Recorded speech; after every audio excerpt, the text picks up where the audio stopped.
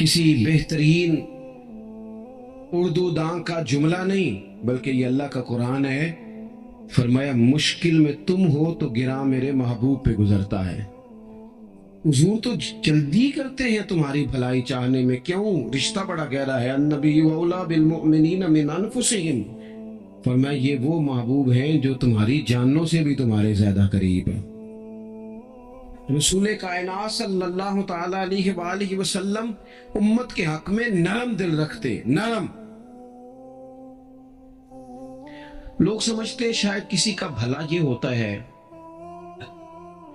تو اس کو 4 پیسے دے دیے جائیں، شاید اس کا بھلا یہ ہے کہ اسے نوکری پہ لگوا دیا جائے، شاید بھلا یہ ہے کہ اس شخص کو اگر کسی وہ مشکل میں آ گیا ہے تھانے کچہری کے معاملے میں تو وہاں اس کو سہولت دلا دی جائے، آسانی کر دی جائے، کسی کو مضبوط کر دیا جائے، تو یہ اس کے ساتھ بھلائی ہے۔ میرے رسول پاک صلی اللہ تعالی علیہ وسلم نے بتایا کہ میں نہ مکارم اخلاق کی تکمیل کے لیے آیا ہوں، میں تمہارا وہ نفع کرنے آیا ہوں کہ تمہارا دل ساری جگہوں سے ہٹا کے رب رسول کی طرف مائل کرنا، تمہاری طبیعتوں کے اندر جو سختی ہے اسے نرمی میں بدلنا ہے، تمہارے مزاجوں کے اندر جو بے لگام خواہشات ہیں انہیں شریعت اسلامیہ کی پابندی کی لگام دینی ہے۔ حضور سید عالم علیہ السلام نے لوگوں کی اصلاح کا جو دیکھے نا، اگر کسی گھر میں بگڑے بچے سنور جائے نا تو روٹی تھوڑی بھی ہو تو گزارا ہو جاتا ہے۔ اگر گھر والے اخلاقاً اتنے اعلیٰ ہوں، ایک دوسرے سے پیار کرتے ہوں تو تھوڑے پیسوں پر بھی وقت گزر جاتا ہے۔ رسول پاک کا دل دھڑکتا تھا، کس لیے؟ صرف اس لیے نہیں کہ لوگوں کو نوکریاں مل جائیں، مال مل جائے، لوگ جو ہیں ان کے گھر کشادہ ہو جائیں، بلکہ حضور کا دل دھڑکتا تھا کہ لوگ دوزخ سے بچ جائیں، جنت کی طرف ان کا سفر ہو جائے۔ ان کے دلوں سے حسد کو، تکبر کو، غرور کو، انا کو، خود پسندی کو، عجب کو نکال دیا جائے۔ یتلو علیکم آیاتنا ویزکیکم، ان کا تزکیہ کر دیا جائے، دل صاف کر دیا جائے۔ اقبال کہنے لگے کہ بات جو دل سے نکلتی ہے اثر رکھتی ہے، پر تو نہیں، پر طاقت پرواز مگر رکھتی ہے۔ وہ تو اڑتی ہے، وہ تو اس کی تو پذیرائی ہوتی ہے، اگر بات دل سے نکل رہی ہے تو۔ عزیز بھائی یاد رکھیے گا، حضور سید عالم علیہ السلام درد دل کے ساتھ دعوت دیتے لوگوں۔ 10 دن حضور نے طائف میں قیام کیا ہے، ایک بندے نے بھی کلمہ نہیں پڑھا، الٹا انہوں نے روڑے مارے، تکلیف دی۔ حضور واپس آ رہے ہیں، صحابی ساتھ ہیں، باغ میں بیٹھ گئے، اتنی صحت مبارک پر انہوں نے معاذ اللہ تعالیٰ سنگ باری کی کہ خون مبارک بہ رہا ہے۔ فوراً عرض گزار ہوئے، یا رسول اللہ صلی اللہ علیہ وسلم آپ دعا کر دیں یہ تباہ ہو جائیں۔ فرشتہ بھی حاضر ہو گیا، حضور آپ دعا کریں یہ تباہ ہو جائیں۔ لیکن محبوب کے دل میں نرمی ہے نا امت کے لیے، اگرچہ یہ ساری امت دعوت ہے اس وقت، پر اس وقت بھی نرمی ہے۔ محبوب کریم علیہ السلام نے ہاتھ اٹھائے، صحابی کہتے ہیں میرے دل میں خیال آیا اب یہ تباہ ہو ہی، میری طرف دیکھیں جی، اب یہ تباہ ہو ہی جائیں گے، اب کوئی نہیں بچا سکتا انہیں تباہ ہونے سے۔ لیکن حضور نے کیا کہا اے اللہ انہیں ہدایت دے دے، انہیں پتہ ہی نہیں یہ کیا کر رہے ہیں۔ فوراً عرض کی یا رسول اللہ ایک نے بھی کلمہ نہیں پڑھا، ایک نے بھی کلمہ نہیں پڑھا۔ کبھی پتھر مارنے کے والے کے لیے بھی دل میں احساس ہوتا ہے، ہمیں تو کسی نے کچھ بھی نہیں کہا، کوئی گالی نہیں دی، کچھ نہیں کہا، پر ہم سخت کیوں ہیں بھلا؟ وہ ہمارے پیچھے نہیں چلتا ہاتھ باندھ کے، جی میں ہاں نہیں ملاتا، ہمارا دل اس کے لیے سخت ہے۔ 2 ہی تو بندے ٹھیک ہے دنیا میں، ایک میں ٹھیک ہوں اور ایک جو میری ہاں میں ہاں ملائے پوری وہ ٹھیک ہے۔ دونوں ہاتھ باندھ کے پیچھے چلے، تیسرے کو میں کیسے ٹھیک ہونے دیتا ہوں؟ میرا مزاج ہی نہیں، اللہ ماشاءاللہ ہماری طبیعت ہی نہیں ہوتی ایسی۔ خدا کے بندو جب دل کشادہ ہو، طبیعتیں کھلی ہوں، پھر اس طرح کا تھوڑی مزاج ہوتا ہے۔ کریم محبوب صلی اللہ علیہ وسلم سے عرض کی حضور ایک نے بھی نہیں کلمہ پڑھا اور پھر بھی آپ کے دل میں اتنی وسعت ہے، آپ ہدایت کی دعا کر رہے ہیں۔ 10 دن لگائے، ایک شخص بھی نہیں آ رہا، تو محبوب کیا فرمانے لگے؟ کریم فرمانے لگے مجھے پتہ ہے انہوں نے تکلیف دی ہے، ایک نے بھی کلمہ نہیں پڑھا، جلدی نہ پریشان ہو جایا کریں۔ کچھ لوگ جلدی کچے جملے بوئے، ساڈی قوم نہیں ٹھیک ہو سکتی جی، اس ملک دا کچھ نہیں ہو سکتا دی، یہ نہیں ٹھیک ہو سکتے، फलाने नहीं ठीक हो सकते। शिकवा ज़ुल्मत शब से तो कहीं बेहतर था, अपने हिस्से की कोई शम्मा जलाते जाते। अल्लाह के हबीब सल्लल्लाहु अलैहि वसल्लम से अर्ज की, या रसूल अल्लाह सल्लल्लाहु अलैहि वसल्लम एक भी नहीं माना और आपने फिर हिदायत की दुआ की। तो ये मेरे महबूब का उम्मीद का तरीका है। करीम फरमाने लगे, अगर आज ये नहीं मानते तो फिर भी तबाही की दुआ नहीं करनी, ये नहीं मानते तो इनकी आने वाली नस्लें मान जाएंगे लोग। अपने दिल में जब आप नरमी ले आते, हमारे ना सैकड़ों नौजवान गुनाहों में चले गए एक एक इलाके से। जो आदमी गुनाह में मुब्तला होता है ना, वो सख्त तकलीफ में होता है। इंसान को जो चीज सबसे ज्यादा सताती है वो उसकी अपनी गलतियां होती हैं। हदीस में फरमाया, मा हाका फी सदरिक, खटकता है सीने में, चुभता है गुनाह। ये तकलीफ दे मामला होता है, तड़पते हैं लोग, सिसकते हैं।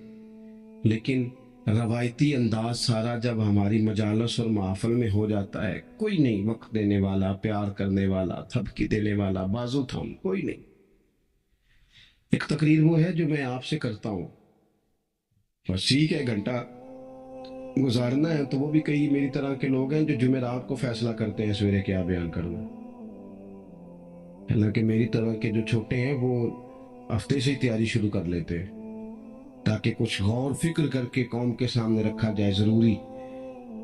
अब एक तकरीर मैं आपसे करता हूँ, समझाने के लिए अर्ज करता हूँ। एक तकरीर ऐसी है जो खतीब साहब आपसे करते हैं, और खुदा न खास्ता अल्लाह ताला माफ करे, सिर्फ समझाने के लिए।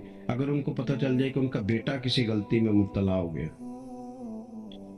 तो फिर भी उसी तरह ही दाद और तहसीन के लिए लश पश करके तकरीर होगी? नहीं, फिर ये अंदाज नहीं होता। फिर तो बच्चा को सामने बिठा के बाप अपनी पगड़ी उसके पैरों में रखता है, फिर तो माँ दुपट्टा पैरों में रखती है, कहते पुत्र मेरी कमाई ना उजाड़ देना। और ना पता चला तो सिगरेट पीने लग गया, खुदा खैर करे, तेरी मेहरबानी। सोता नहीं, उसका चेहरा परेशान है। अब बात आई है ना, अब ये वक्त आया तबलीग का, इस्लाह का। उसे मिन्नत करके समझाया, उसको गुजारिश की। उसने कहा अब्बा जी गलती हो गई थी, आइंदा नहीं करता। पूरी उसने तसल्ली दी, फिर भी नहीं सोता। बच्चा तो वादा करके चला गया, फिर भी नहीं सोया। वो अपने कमरे में चला गया और इसने मुसल्ला बिछा लिया। कहा या अल्लाह ये मेरी उम्र की कमाई है, मालिक इसे हिदायत दे दे। ओ भाई, जब तू इस अंदाज में मिल्लत के हर बेटे की इस्लाह करने लगेगा, और इससे मुराद सिर्फ खतीब वाइज ही नहीं, हुजूर ने हम सब के जिम्मे लगाया था, बल्लिग वन्नी वलौ आया। हम सब की जिम्मेदारी है लोगों के लिए, लोगों को कायल करें। मुझे बताओ, अपनी जात के हक में कायल करना हो तो करते हैं कि नहीं?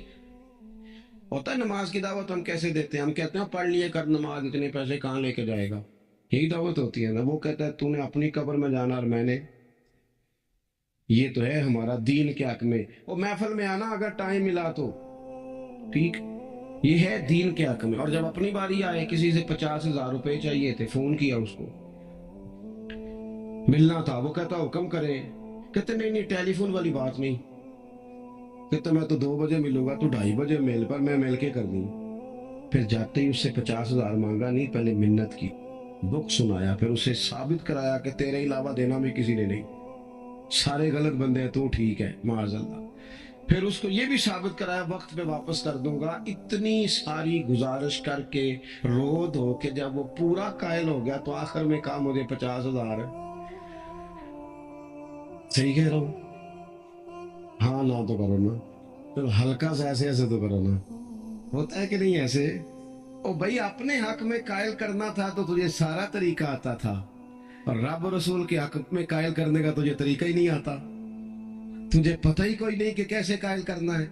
अपने लिए तूने कायल मायल करना था, सारा पता था, सब खबर थी कैसे मनाना है। और किसी को मस्जिद के लिए मनाना था तो कहता जी मेरी को मानते ही नहीं, मेरी कौन सुनता है। आप जब तक इस दर्द से, जाजान नाम का एक गवैया था, बगदाद में गाता था, आवाज बड़ी सुरीली थी, बड़े लोग उसके गिर्द जमा हो जाते। हजरत अब्दुल्ला इब्न मसूद رضی اللہ تعالیٰ. حضرت عبداللہ ابن مسعود یہ وہ خوبصورت ہستی ہیں کہ محبوب نے فرمایا ان سے قرآن سیکھا کرو، یہ اسی طرح پڑھتے ہیں جس طرح میرے اوپر نازل ہوا تھا. حضرت عبداللہ ابن مسعود رضی اللہ تعالیٰ عنہ صحابہ میں مفتی، صحابہ میں قاری، بڑے آدمی. حضرت عبداللہ ابن مسعود ایک دن گزر رہے تھے کسی مقام سے جہاں بھی وہ رہتا تھا، تو وہاں اللہ معاف فرمائے گانے بجانے کی مجلس سجی ہوئی تھی، وہ گا رہا تھا. آپ گزرے تو کانوں میں ہلکی سی آواز گئی. قریب ایک شخص سے پوچھا یہ کون ہے، کس کی آواز ہے؟ کہا حضرت یہ زازان نام کا ایک گویّا ہے. وہیں کھڑے کھڑے درد سے کہنے لگے کتنی سونی آواز ہے، کاش یہ قرآن پاک کی تلاوت کرتا، اتنی خوبصورت آواز ہے، کوئی تو ہونا جو اس درد سے بات کرے، کاش یہ قرآن پاک پڑھتا. اور پھر دعا مانگتے آگے تشریف لے گئے. وہ جوان تھا، فارغ ہو کے باہر نکلا، لوگوں کا رش تھا. ایک شخص نے اسے روکے، کہا زازان ادھر آ، پتہ آج کیا ہوا؟ کہا جناب کیا؟ کہنے لگے جانتے ہو حضرت عبداللہ ابن مسعود کو؟ کہا جانتے ہیں. فرمایا وہ صحابی رسول صلی اللہ علیہ وسلم آج گزرے، تیری آواز ان کی سماعتوں سے ٹکرائی تو فرمانے لگے کاش یہ قرآن پاک پڑھتا. کہنے لگا صحیح بتاؤ انہوں نے میرا نام لیا ہے؟ صحیح بتاؤ میرے لیے کہا انہوں نے؟ میرے جیسے شخص کے لیے میں سوچ بھی نہیں سکتا. میں کہاں وہ کہاں، میرا نام لیا ہے. کہاں؟ تھوڑی دیر رکا، چند لمحے پتہ نہیں سوچے کہاں کہاں کا سفر کر کے آئیں. وہ ساری سوچیں درد بن کے آنسو بنی، اور پھر آنسو داڑھی پہ ٹپکے چہرے پہ آئے. پھر لوگوں سے پوچھنے لگا گھر کا پتہ بتاؤ گے؟ تو وہ فلاں جگہ پہ موجود ہیں. دوڑا گیا، دروازے پہ دستک دی، حضرت عبداللہ ابن مسعود آئے. کہا کون ہو بیٹا؟ کہنے لگے حضور میں وہی ہوں جس کے بارے میں آپ نے کہا تھا کاش یہ قرآن پڑھتا. میں آ گیا ہوں، پڑھا دے مجھے قرآن کا. پڑھا دے. کوئی بیٹھا ہوا مجھے دور دعا دیتا ہے، میں ڈوبتا ہوں پر سمندر اچھال دیتا ہے. کسی سے تو آپ پیغام حق کہیں، کسی کو تو دعوت خیر دیں، یہ سب سے بڑا بھلا ہے. اگر کسی بد اخلاق کو با اخلاق کر دو گے نا، اس کی بیوی سکون میں آ جائے گی، اس کی ماں آرام سے سونے لگے گی، اس کا باپ کہے گا وہ حد ہو گئی، میرا پتر ٹھیک ہو گیا، تمیز سے بات کرنے لگا ہے. بچے پریشان ہوتے ہیں، بچے. میں بیٹھا تھا کھانا کھا رہا تھا گھر میں، تو میرے گھر والے کہنے لگے مدرسے کا کوئی بچہ باہر ہے، بڑا سخت رو رہا ہے. میں نے بلاؤ، کسی استاد نے ڈانٹ دیا ہوگا. تو بچہ میرے پاس ہے تو اس کا وجود کانپ رہا تھا. میں نے کہا پتر کیا ہوا؟ کہنے لگا پیر صاحب وہ میری امی تے ابو کار فیر پہ لڑتے نے، کرو فون آیا ہے. تو میں نے کہا بیٹا پریشانی کی کیا بات ہے؟ کہنے لگے بڑی سخت لڑائی ہوتی ہے، میرے والد میری اماں کو مارتے ہیں، پھر ہم سارے بہن بھائی نا چار پائیوں کے نیچے چھپتے ہیں. تو وہ دور ہے، اس وقت تو 1.5 گھنٹے کا فاصلہ ہے، دور ہے میرا گھر، پر پتہ نہیں ہمارے گھر کیا ہو جائے گا. پیر صاحب آپ دعا مانگے نا، آپ دعا کریں نا. اس بچے کی کیفیت اور اس کے اوپر چھائی ہوئی آزمائش اور اس کے طبیعت میں اسے دیکھ کے میرے آنسو نکل گئے. کچھ دنوں کے بعد میں نے اس کے باپ کو بلایا. میں نے کہا خدا کے بندے، تیری انا اور تیری بیوی کی انا اتنی سخت کراتی ہے کہ تیری اولاد پیس کے رہ گئی. کاش تو رسول اللہ کی اس صفت سے آگاہ ہوتا کہ خدا کے بندوں کو معاف کر دو، اللہ تمہیں معاف فرما دے گا. کاش تمہارے اندر وہ کیفیات ہوتی. تمہارے بچے میلوں دور رہ کے بھی تڑپتے ہیں کہ جانے گھر. کیوں؟ اس لیے کہ گنجائش نہیں دلوں میں، کوئی اخلاقی تعلیم نہیں. ہم نے اپنے گھروں کو خود اپنے ہاتھوں سے اتنا آزمائش کا گھڑا بنا لیا ہے. لڑائیاں، جھگڑے، مصیبتیں. کیوں؟ کہ پیسوں کی تو تبلیغ روز ہوتی ہے کہ کمانے چاہیے، مال کی تبلیغ تو روز ہوتی ہے، درد نہیں بٹتا، اخلاق کی بات نہیں ہوتی. اور سجنوں، ہمارا غریب گھر تھا، پر میرے ابا جی جب گندم کا سیزن ختم ہوتا گھر میں لے کے آتے تو ہمارے گھر کے سین میں کھڑے ہو کے فرماتے لو پتر کسے دا گھر وال نہیں تکنا. میں دانے پاتے نے پڑو لیتے تھے، تہاڈی ماں نے اچار پا دیتا ہے. اور پرواہ نہیں، اس سادگی کے ساتھ، اس آسانی کے ساتھ گزارا ہوتا تھا۔ میں نے ایک دفعہ کہا، میں نے کہا ابا جی لوگ بڑا بڑا پیغام دیتے ہیں پیسے کماؤ پیسے، آپ نہیں دیتے پیغام، چلے یہ بتا دیں کوئی شے پسند نہیں کھانے میں؟ کہنے لگے بیٹا بھوک لگی ہو تو ہر شے پسند، نہ لگی ہو تو نخرا ہی نخرا، اگر طلب ہوگی تو یہ بھی تمہیں نفع دے گا، لیکن اپنے گھر میں سکون رکھنا، اطمینان رکھنا، اس ٹینشن سے اپنے ایک دوسرے کو اخلاق کا سبق پڑھائیں، دلوں کی نرمی کا درس دیں، تھوڑی سی کوشش کریں جس سے ہمارے گھر بچ جائیں، اور اگر کوئی بندہ گناہگار نظر آئے تو اس پر تنقید نہ کریں، تنقید نہ کریں، مجھے صحیح بتانا دل پہ ہاتھ رکھ کے۔ خدا نہ خواستہ کسی کا بچہ بچی معاذ اللہ، اللہ بچائے سب کو، بگڑ جائے تو کیا وہ چوک میں کھڑے ہو کے چسکے لے لے کے بتائے گا کہ بچہ میرا بگڑ گیا؟ بولو سارے بولو جلدی سے۔ تو پھر پڑوسیوں کا بچہ بگڑا تو پھر چسکے کیوں لیے؟ گلی میں کسی کی بیٹی سے معاذ اللہ خدا نہ خواستہ کوئی ایسی غلطی ہو گئی تو جگہ جگہ باتیں کی، تیاں سانجیاں نہیں ہوندیاں؟ اپنے بچے کے بارے میں جب تو کہتا ہے چھپ جائے باہر، دیکھنا۔ حضرت سیدنا جنید بغدادی کہتے ہیں میرے ماموں تھے حضرت سری سختی، میں اپنے ماموں سے بیعت تھا، انہی کی خدمت میں رہتا تھا، فرماتے ہم جا رہے تھے، ایک دن انہوں نے چھڑی پکڑی ہے، ایک ہاتھ میں مجھے تھاما، تھوڑا آگے گئے تو رش تھا، چند لوگ کھڑے تھے، تو سری سختی مجھ سے کہنے لگے جنید دیکھ تو صحیح رش کیوں ہے؟ تو میں گیا تو ایک نوجوان شراب پی ہے، معاذ اللہ نشے میں دھت لیٹا ہے، ارد گرد لوگ کھڑے، اور وہ چونکہ پوری طرح اس پر نشہ غالب ہے تو اول فول باتیں کر رہا ہے، لوگ بھی اس کے ساتھ جو ہے وہ ہنسی مذاق کر رہے ہیں، اس کا مذاق اڑا رہے ہیں، رش ہے۔ میں نے آگے کہا حضور دفع کریں، ایک شرابی لیٹا ہے، لوگ بھی مذاق اڑا رہے ہیں اور بس ایسے شغل لگا ہوا ہے، سارے لوگ تماشبین نہیں ہوتے۔ حضرت فرمانے لگے نہیں جنید ایسے کیسے چلے گئے، چل نہ مجھے لے چل، کہتے ہیں بوڑھے شیخ، ہاتھ میں نے تھاما تو وہاں لے گیا، حضرت نے لوگوں کو ڈانٹا چلو دوڑو، پرانے زمانے میں لوگ بزرگوں کی حیا کرتے تھے، سب لوگ وہاں سے چھٹ گئے، کہتے ہیں مجھے فرمانے لگے جنید جا پیالے میں پانی لا، کہتے ہیں میں ایک پیالے میں پانی بھر کے لایا، انہوں نے اپنے بوڑھے ہاتھوں سے اس کا منہ دھویا، اس کے چہرے پہ پانی ڈالا، اس کا منہ صاف کیا، پھر اسے کھڑا کیا، اسے گھر بھیجنے کو کہا، کہتے ہیں وہ وہیں ایک کونے میں سائڈ پہ ہو گیا تو حضرت نا منہ دھو کے نا تھوڑی دیر چپ کر گئے، پھر 2-3 لمحے گزرے تو ان کی آنکھوں میں زور زور سے آنسو ٹپکے اور ہاتھ اٹھا کے کہنے لگے مالک میں تیرا کمزور بندہ ہوں، میں منہ دھو سکتا تھا، میں دل تو نہیں نہ دھو سکتا، جو میرے اختیار میں تھا میں نے کر دیا، باقی تو مقلب القلوب ہے، کر نہ کرم۔ یہ کسی ماں کا بیٹا ہے، کسی خاتون کا شوہر ہے، او بھئی جو نشے پہ لگ جائیں ان کے بچے باپ کے ہوتے ہوتے یتیموں جیسی زندگی گزارتے ہیں، لوگوں کے مانگ کے کپڑے پہنتے ہیں۔ کسی نے کہا تھا اگر دشمن سے زیادہ بدلہ لینا ہو تو اسے قتل نہ کرو، نشے پہ لگا دو، معاذ اللہ اتنا لوگوں نے، کتنا عام نشہ ہو گیا۔ کہا اللہ میں نا منہ دھو سکتا ہوں، دل نہیں، دل تو دھو سکتا ہے، دھو دے۔ کہتے یہ کہہ کہ حضرت اٹھے تو میں نے عرض کی حضور ایسے منہ دھویا کیوں آپ نے؟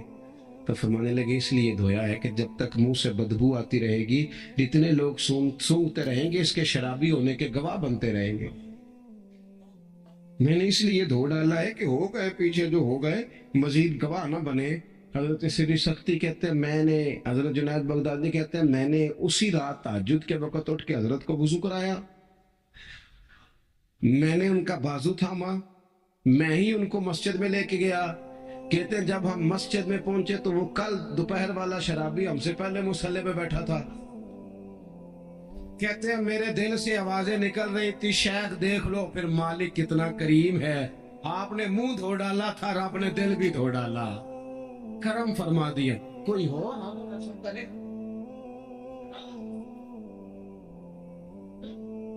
آؤ نا سنگیوں ملے، ایک دوسرے کا منہ تو دھونا شروع کرے نا، آؤ نا ایک دوسرے کو یہاں تک تو ہم یہاں تک وضو کا پانی تو فراہم کرے نا، کچھ تو خیر تقسیم کرے۔ اخلاق کی تربیت میں دیکھتا ہوں ہمارے وطن میں اضطراب ہے، بے چینی ہے، اس طرح کا ماحول بنایا گیا ہے کہ لوگ ایک دوسرے کے حق میں سخت ہو گئے ہیں، مزاجوں میں تلخیاں ہیں، لڑتے جھگڑتے ناراض ہوتے لوگ، بگڑتے کوستے ڈانٹتے شکوے کرتے لوگ۔ شکوہ جو ہوتا ہے نا، یہ بندے کو بے چین کر دیتا ہے، شکر بندے کو سکون میں مبتلا کر۔ شکوے آزمائشیں اپنے دلوں میں وسعت لائیں، ایک دوسرے کو اصلاح کی طرف لائیں، ایک دوسرے کو پیغام دیں، ایک دوسرے کی تربیت کریں، تھوڑا سا حوصلہ، تھوڑا سا صبر، تھوڑی سی گنجائش اپنی طبیعتوں میں پیدا کریں۔ اپنے بچوں پر سب سے زیادہ نگرانی یہ کریں کہ ان کا اخلاقی معیار کیا ہے۔ اگر میں اور آپ خدا نہ خواستہ بچوں کو صرف یہ تربیت دیں گے نا کہ وہ پیسہ پیسہ پیسہ پیسہ، شادیاں بھی پیسے دیکھ کے کریں گے، تو یاد رکھنا پھر ایک دن وہ یہ بھی کہیں گے کہ ابا کاش تو کو ڈھابے کا کام کرتا تو آج ہمارے پاس بھی پیسے ہوتے۔ پھر باپ سے بھی پیسوں کا ہی مطالبہ ہوگا، پھر لوگ ماں باپ بھی پیسوں کے لیے چھوڑ کے چلے جاتے ہیں۔ پھر جب آپ نے تربیت جس چیز کی تھی تو نتیجہ بھی تو وہی برآمد ہوگا۔ یہ تو نہیں ہو سکتا کہ بندہ بیج کوئی اور لگائے اور درخت کوئی اور نکلے، یہ ہو نہیں سکتا۔ اگر ہم اپنے باپ سے روز جھگڑا کریں گے 5 مرلے کے لیے تو یاد رکھنا پھر ہمارا بیٹا 1.5 مرلے کے لیے بھی جھگڑا کرے گا، پھر معاملہ اس طرح کا مرتب ہوگا۔ ایک دوسرے کو اخلاقی پیغام دینا ضروری ہے۔ آخری بات آپ کی خدمت میں عرض کرنی ہے، اور یہ میری خواہش ہے کہ آپ اس پر زیادہ توجہ کریں گے انشاءاللہ۔ آپ سارے ویڈیو بنائیں، مجھے کوئی اعتراض نہیں، پر مہربانی کریں دیکھیں تو میری طرف نہ۔ جب آپ لائیو چلاتے ہیں تو پھر اسی کو دیکھتے ہیں، وہ پھر کہتا ہے کہ یہ کمنٹس آ گیا تو دوسرا آ گیا۔ اللہ کرے میری بات آپ کے دل میں اتر جائے، آپ تھوڑی سی توجہ کریں۔ میں کیا عرض کرنا چاہتا ہوں، غور کریں میرے بھائی۔ ملک میں نا مہنگائی تیزی سے عروج پکڑ گئی ہے، اور مہنگائی جب ہوتی ہے نا تو امیروں نے تو مال بیچنا ہوتا ہے، تو ان کا دگنا ہو گیا تو وہ تو اور امیر ہو گئے، تو غریبوں کے لیے مشکلات بڑھ گئی ہیں۔ جو طبقات بیچارے تنخواہ دار تھے، کمزور تھے، میری طرف دیکھیں جناب، وہ اور کمزور ہو گئے۔ ہمیں زیادہ تو نہیں لیکن اتنا ضرور کرنا چاہیے۔ یہ قرآن پر دے دیں جی مجھے دے دیں، نہیں تشریف رکھیں آپ۔ عزیز بھائی تھوڑا سا نا، زیادہ نہیں، 3 لوگ مل کے ایک غریب آدمی کا خیال تو رکھ ہی سکتے ہیں نا۔ لیکن غریبوں سے بھی عرض کروں گا، سہارا بندوں کو نہیں بنایا کرتے، سہارا رب رسول کو بنایا کر۔ کسی سے تھوڑی سی مدد لینا تو ٹھیک ہے، چلو آگے جانے کے لیے تھوڑا سا سہارا لے لیں کہ اب مشکل ہے تو یہ کراس نہیں ہو رہا رستہ، تھوڑا سا سہارا تو لے لیں۔ لیکن جو لوگ مستقل سہاروں پہ آ جاتے ہیں ان کا تو پھر اپنی طاقت ہی ساری ختم ہو جاتی۔ گردن کو جھکا دیتا ہے خیرات کا پتھر، جہاں میں مانگنے والوں کے سر کبھی اونچے نہیں ہوتے۔ تھوڑی سی ہم نے ایک دوسرے کی مدد کرنی ہے۔ جو لوگ زیادہ مالدار ہیں ان سے میری گزارش ہے کہ تھوڑے سے خرچے کم کر لیں، اپنے ہاتھوں سے تقسیم کریں۔ یہ چھوڑ دیں کہ وہ میرے چچا کے جو بیٹے ہیں وہ میرے ساتھ اچھا سلوک نہیں کرتے، وہ فلانے ہیں، وہ ان کا سلوک اگر وہ کریں گے تو اللہ سے اجر لیں گے۔ آپ اگر ان کو محسوس کرتے ہیں نا وہ غریب ہیں، ماموں کے بیٹے، چچا کے بیٹے، گلی والے، محلے والے، تو تھوڑا تھوڑا کر کے اپنے بھائیوں کی مدد کرنی شروع کریں۔ دیکھو عید پہ کپڑے تھوڑے لے لو نا، ویسے بھی سوٹ کی ضرورت تو صرف عید پڑھنے کے لیے، بعد میں تو کپڑے بدل کے گوشت کرتا ہے، بچے ویسے سوئے رہتے ہیں سارا دن۔ تھوڑی سی نا اپنے اضافی خرچے کم کریں۔ غربا کی تھوڑی، یہ عید گزری تھی نا چھوٹی تو شادیاں شروع ہو گئی تھی، میرے پاس لوگ بہت زیادہ آتے ہیں، چونکہ نیک آدمی سمجھ کے اچھا گمان کر کے لوگ دعاؤں کے لیے کہتے ہیں، تو ان کے دکھ سن کے نا تو کئی دفعہ سوچتے ہیں کہ یار یہ جو امیروں نے اتنے مہنگے مہنگے ہوٹلوں میں روٹیاں کھائیں، اتنی مہنگی مہنگی گاڑیاں پجارو، یہ اللہ کے حضور جواب بھی تو دینا ہے نا۔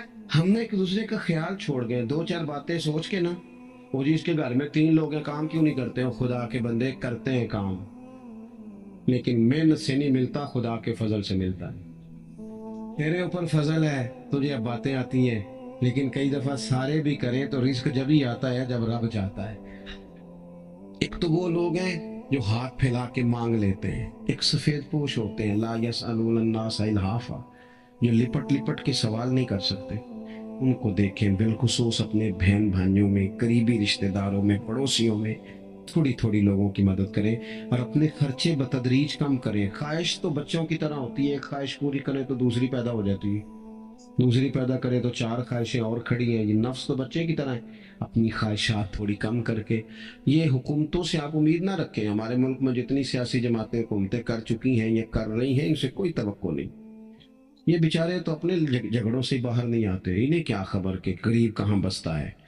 جب تک بندہ وہاں سے ہو کے نہیں نا گزرتا جو اصل جگہ ہے، تمہیں یہ جو تم اے سی والے کمروں میں بیٹھ کے اور جناب نیسلے کی بوتلیں رکھ کے پریس کانفرنس کرتے ہو، تمہیں کیا پتا ہو، تمہیں کیا خبر ہو کہ بچوں کی فیس دینی ہو تو بوڑھے ماں باپ پہ کیا گزرتی ہے؟ تمہیں کیا خبر ہو کہ عید آ گئی ہے تو بوڑھے کس طرح مشورے کر رہے ہیں کہ اگر عید کر کپڑے نہ کر لے تو ساس گلا کرے گی؟ تمہیں کیا خبر ہو کہ کچھ غریب ایسے بھی ہیں جو بیچارے رات کو مشورہ کرتے ہیں کہ صبح ناشتے میں گھی کہاں سے لانا ہے، بچوں کے پراٹھوں کے لیے تو گھی بھی نہیں ہے، گندم امیر شہر کی ہوتی رہی خراب اور بچی کسی فقیر کی فاقے سے مر گئی۔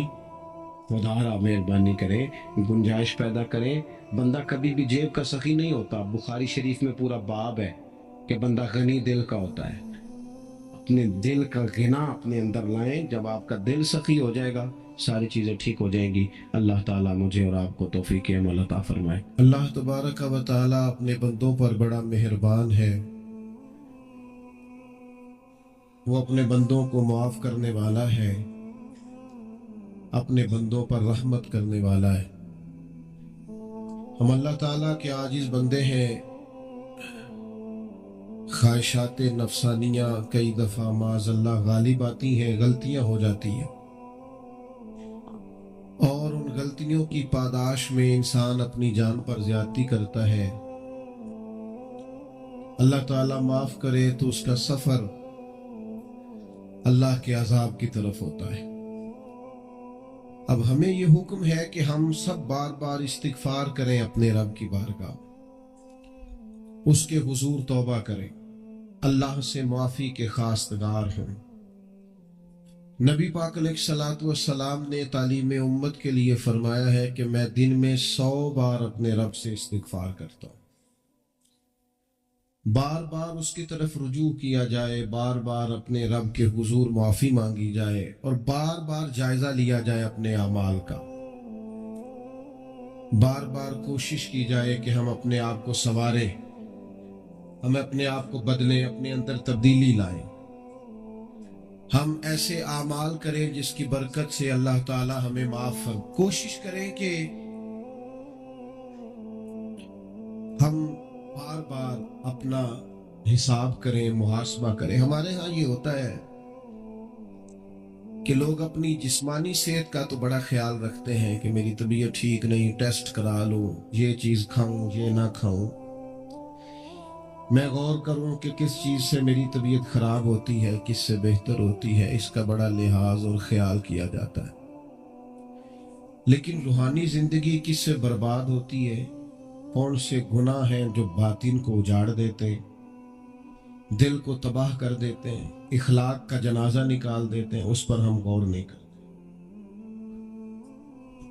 اپنی ساری زندگی اپنا ظاہر سنوارنے میں گزار دیتے ہیں، اور دل جس پر رب کریم کی نظر کرم رہتی ہے اس پر ہم توجہ نہیں کرتے۔